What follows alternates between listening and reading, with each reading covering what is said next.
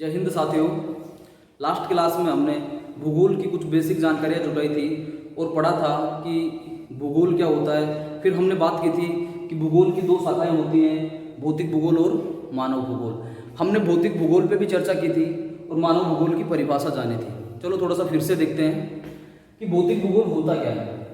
भौतिक भूगोल में वो सारी चीजें जो प्रकृति में विद्यमान है या प्राकृतिक रूप से विद्यमान है या प्रकृति प्रदत्त है, वो सारी चीजें किस में आएंगी? भौतिक भूगोल में। जैसे जैसे पर्वत,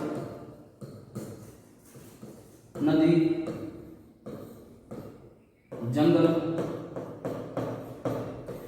दोस्तों ये सारी चीजें प्रकृति प्रदत्त है, यानी कि प्रकृति में पहले से विद्यमान है। इनका निर्माण मानव नहीं कर सकता। पर्वत का निर्माण हम नहीं कर सकते, नदी हम नहीं बना सकते, जंगल हम नहीं बना सकते। ये दूसरी बात है कि हम पेड़ पौधे लगा के वहां पे हरियाली कर सकते हैं। तो इन सारी चीजें, ये सारी चीजें किस में आएंगी? भौतिक भूगोल में। जब इन भौतिक भूगोल वाली चीजों से या भौतिक पर्यावरण वाली चीजों से या जो प्राकृतिक रूप से विद्यमान है चीजें, उनके साथ मानव कोई क्रिया करता है और कोई दूसरा आउटपुट निकालता है, वो सब किस में आएंगे?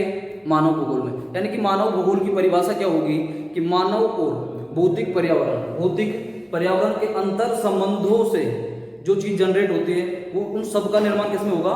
मानव भूगोल में। तो जैसे पर्वत पे मानव ने क्रिया की और एक रास्ता निकाल दिया, तो कोई सुरंग बना दी। नदी पे मनुष्य ने क्रिया की और नहरों का निर्माण कर दिया, बांधों का निर्माण कर दिया। जंगल में मनुष्य ने क्रियाएं की या जंगल को जलाकर या साफ करके मनुष्य ने क्या बना दिए? मैदान बना दिए, वहां पे मानव बस्तियां बसा दी। तो इन सब का किसमें होगा अध्ययन? मानव भूगोल में। क्यों? क्योंकि इन्होंने भौतिक पर्यावरण के साथ, मानव ने भौतिक पर्यावरण के साथ क्रिया करके और एक नया आउटपुट निकाल दिया। जैसे कि पर्वतों से रास्ते का निर्माण कर दिया, तो किसने की क्रिया? मानव ने। क्या बना दिया? रास्ता या सुरंग। तो इन सब चीजों का अध्ययन किसमें करेंगे? मानव भूगोल में। अब बात ये आती है कि मानव भूगोल की एक परिभाषा लिख लेते हैं हम यहाँ पे। हालांकि हमने लास्ट क्लास में मानव भूगोल की परिभाषा देख ली थी कि भौतिक पर्यावरण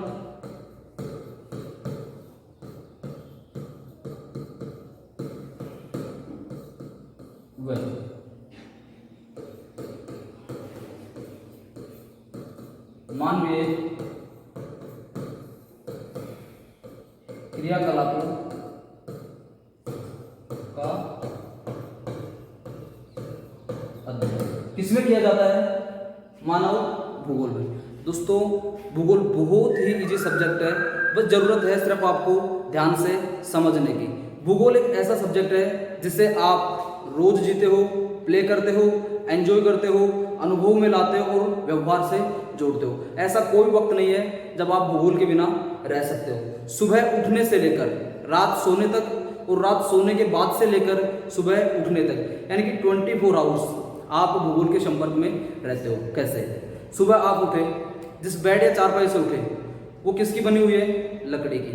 लकड़ी किससे बनी है? पेड़ पौधों से। पेड़ पौधे किस में आएंगे? भौतिक भूगोल। यानी कि आपने किस पे काम किया? भौतिक भूगोल पे। पेड़ पौधों पे काम करके उसका आपने क्या बना दिया? फर्नीचर बना दिया या कोई बेड बना दिया। वो सब किस में आएंगे? मानव भूगोल में। नदी थी, नदी पे काम किया, नहर बना दी। इसका मतलब भूगोल एक ऐसा सब्जेक्ट है जिसे आप हर वक्त जीते हो, बस जरूरत किसकी है? आपको ध्यान से समझने की। अगर आपने ध्यान से समझा तो भूगोल बहुत ईजी है, वरना फिर हार्ड तो है ही। अब हम नेक्स्ट चलते हैं कि मानव भूगोल की प्रकृति क्या है। मानव भूगोल की कुछ भूगोलवेताओं के द्वारा परिभाषाएं दी गई हैं। वो कौन कौन से भूगोलवेता है? मानव का प्राकृतिकरण कैसे हुआ और प्रकृति का मानवीकरण कैसे हुआ, इन सारी चीजों पे अपन आज बात करते हैं। तो हम सबसे पहले लेते हैं मानव भूगोल की प्रकृति। मानव भूगोल की प्रकृति यानी कि मानव भूगोल की क्या क्या प्रॉपर्टीज है, मतलब क्या क्या गुण है, इसका अध्ययन क्षेत्र क्या क्या है, इनकी बात करते हैं। फर्स्ट प्रॉपर्टीज पे आते हैं। मानव भूगोल के अंदर इसका क्या क्या अध्ययन क्षेत्र है? किसका अध्ययन करेंगे? मानव का और मानवीय क्रियाकलापों का। किसके संबंध में? भौतिक पर्यावरण के संबंध में। हमेशा एक चीज ध्यान रखो, जब भी हम मानव भूगोल की बात करेंगे तो दो टर्म तो आएंगे, एक तो भौतिक पर्यावरण और दूसरा मानव। तो हम दोनों चीजें लिख लेते हैं यहाँ पे। भौतिक पर्यावरण और मानव। बस इतना सा हमें पता होना चाहिए, बाकी हम प्रॉपर्टीज खुद बनाएंगे अब कि मानव भूगोल की प्रकृति क्या है, उसका अध्ययन क्षेत्र क्या है। अध्ययन क्षेत्र क्या है मानव भूगोल में? सबसे पहले मानव जाति के वितरण यानी कहाँ कहाँ पे फैली हुई है और इसके क्या क्या अध्ययन है, उसके क्या क्या क्रियाकलाप है। तो पहली प्रॉपर्टी हो गई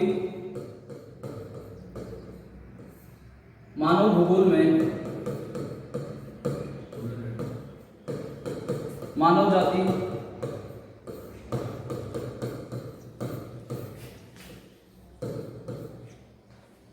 के वितरण तथा क्रियाकलाप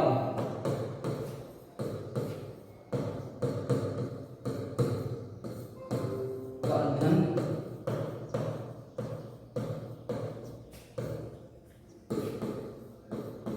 किया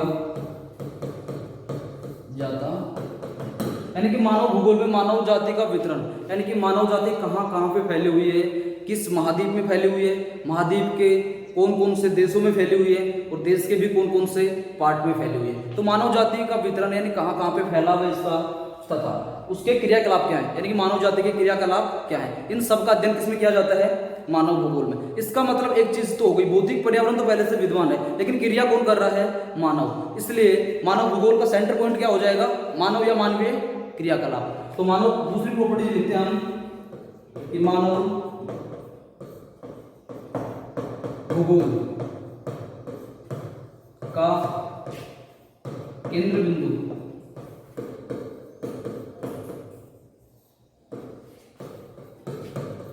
मानव या मानवीय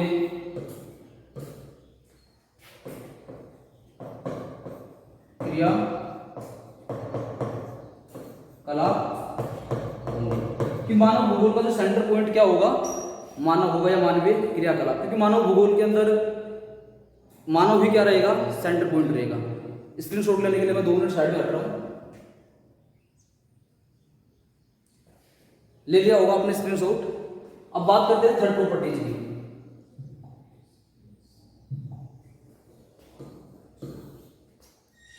पृथ्वी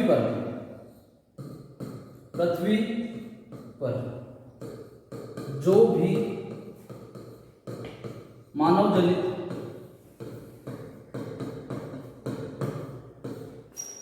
सांस्कृतिक भूदृश्य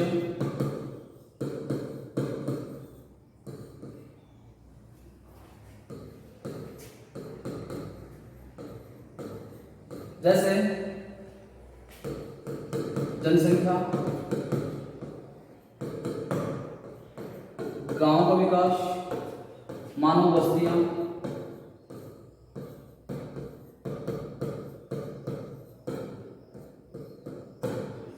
उद्योग, इन सब का अध्ययन किसमें किया जाता है?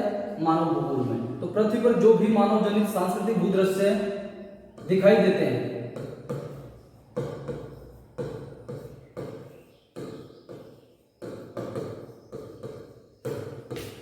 उन सब का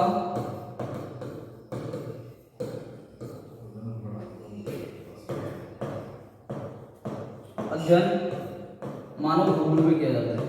मानव भूगोल में किया जाता, यानी कि मतलब क्या हुआ इसका कि मानव के द्वारा जो भी मानव जनित यानी कि मानव ने जिनका निर्माण किया है सांस्कृतिक भूदृश्य यानी कि सांस्कृतिक सामाजिक भूदृश्य यानी कि खुद के सहयोग से किसके साथ? भौतिक पर्यावरण के साथ है। जैसे जनसंख्या पॉपुलेशन, किसी गांव का निर्माण किया है, कोई मानव बस्ती बसाई है या उद्योगों का निर्माण किया है, इन सब का अध्ययन किसमें किया जाएगा? मानव भूगोल में किया जाएगा। 4th नंबर की प्रॉपर्टी क्या होगी?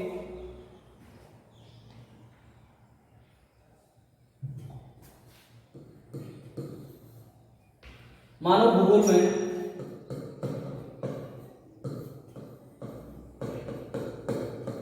मानव भूगोल भौतिक पर्यावरण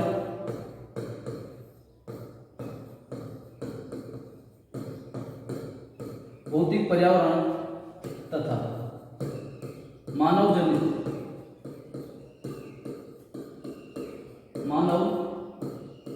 जनित जनित, सामाजिक सांस्कृतिक,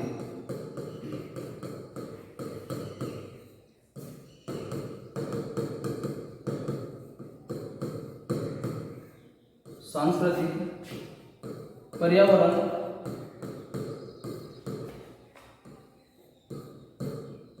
पर्यावरण के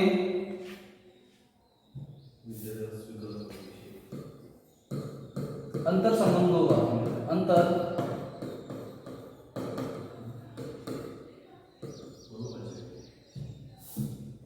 पर्यावरण के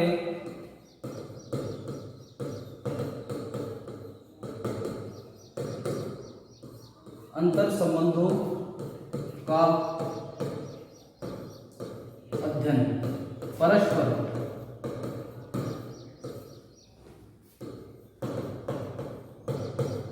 अन्योन्य क्रिया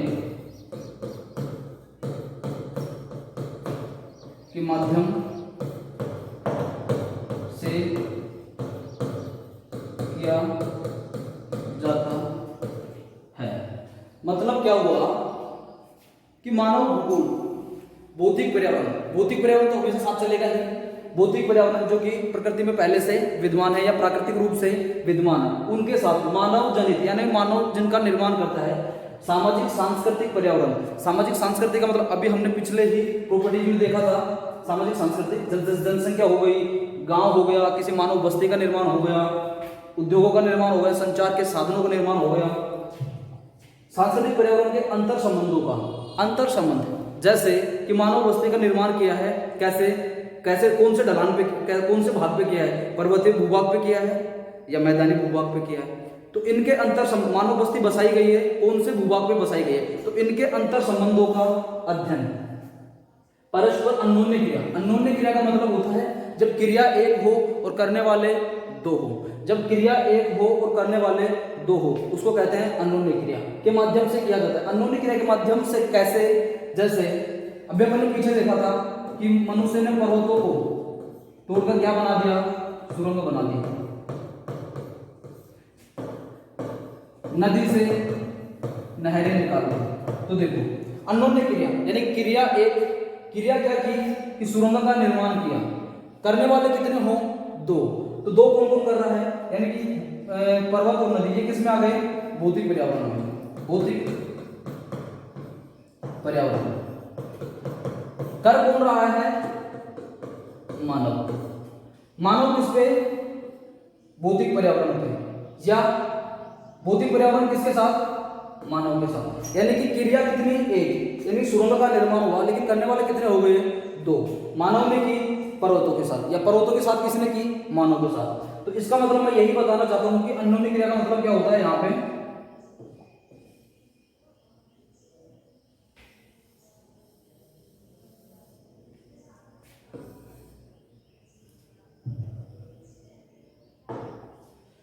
कि अन्योन्य क्रिया के माध्यम से क्या किया जाता है, अध्ययन किया जाता है।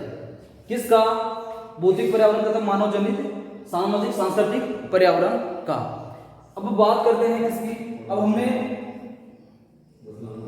समझ लिया है कि मानव भूगोल की प्रॉपर्टीज क्या है। अब मानव भूगोल की नेक्स्ट टॉपिक अपना मानव भूगोल की कुछ परिभाषाएं जो हमारे कुछ भूगोलवेताओं ने दी हैं, उनकी बात करते हैं।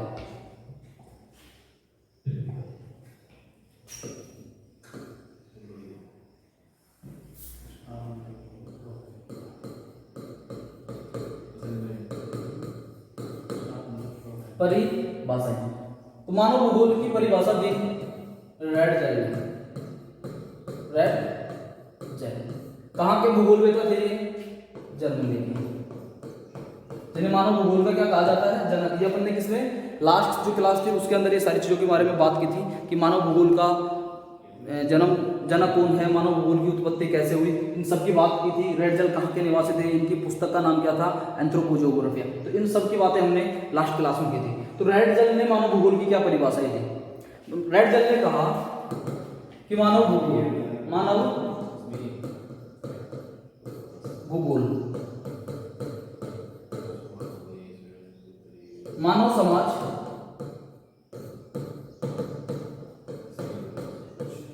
तथा धरातल के मध्य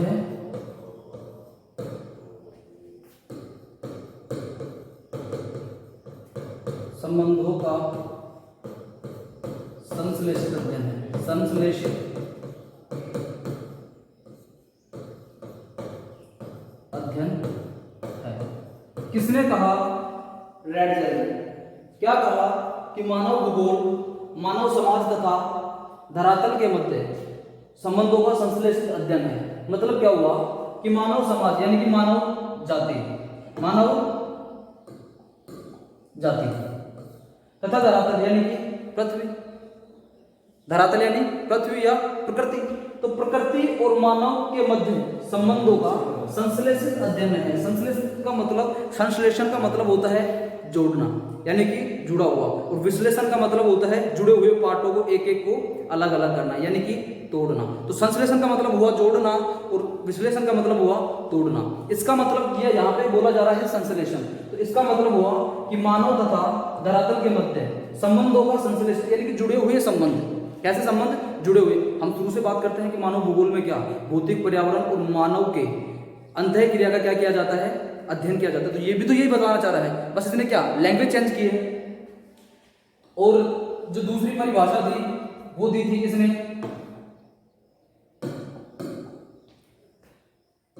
एलन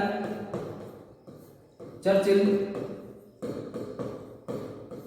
सैमुअल। ये अमेरिका की विदुषी थी। कहाँ की? अमेरिका की। और रैडजेल की क्या थी? शिष्या।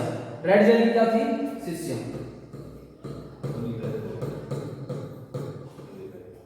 रैडजेल की शिष्या थी। जो एलन चर्चिल सैमुअल थी ये अमेरिका की निवासी थी और रैडजेल की क्या थी? शिष्या। इन्होंने मानव भूगोल के बारे में बताया कि मानव भूगोल में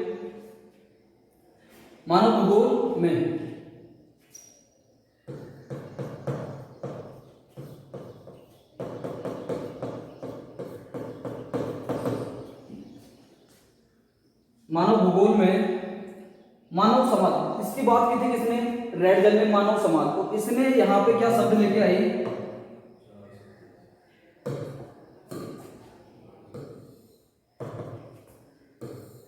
कुछ नहीं दोस्तों, बहुत इजी परिभाषा है, सिर्फ आपको रैडजेल की याद हो गई ना तो एलन चर्चिल सैमुअल की भी हो जाएगी।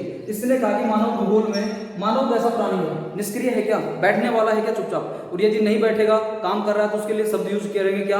क्रियाशील। बस यही कहा इन्होंने कि मानव क्रियाशील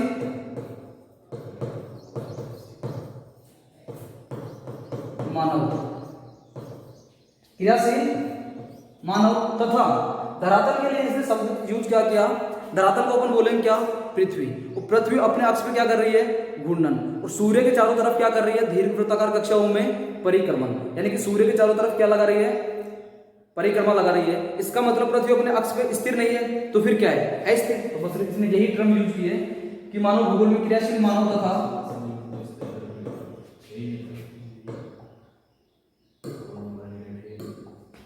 अस्थिर पृथ्वी। धरातल की जगह इसने शब्द लिखा है अस्थिर पृथ्वी, और मानव समाज की जगह लिखा है इसने क्रियाशील मानव। अस्थिर पृथ्वी का अध्ययन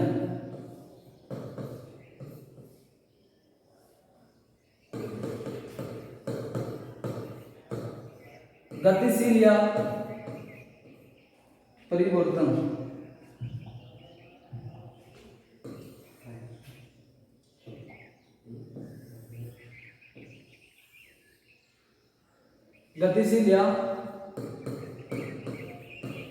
परिवर्तनशील माध्यम से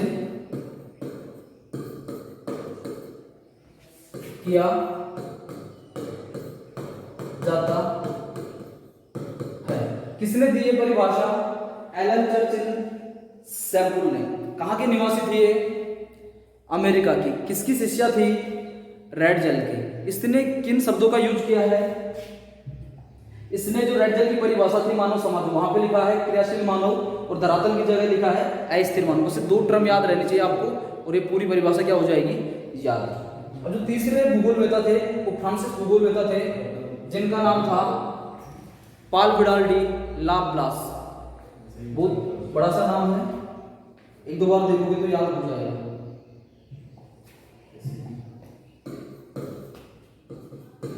पोल विडाल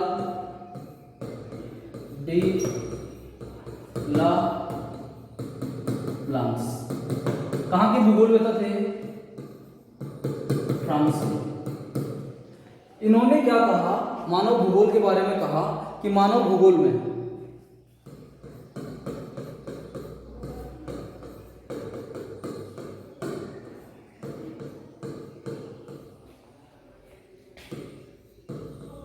पृथ्वी को नियंत्रित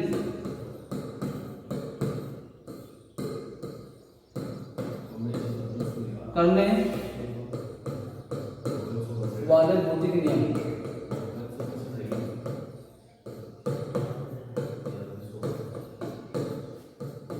तथा इस पर पृथ्वी पर इस पर रहने वाले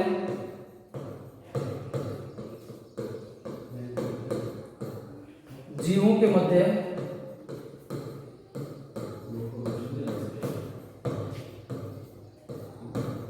संबंधों का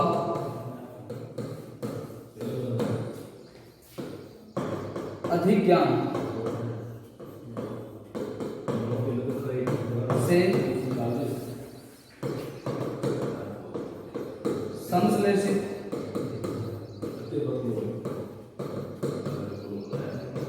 संकल्पना। दोस्तों फ्रांसीसी भूगोलवेता थे एक पाल विडाल डी ला प्लांस। पूरा नाम याद ना रहे तो प्लांस याद रखना।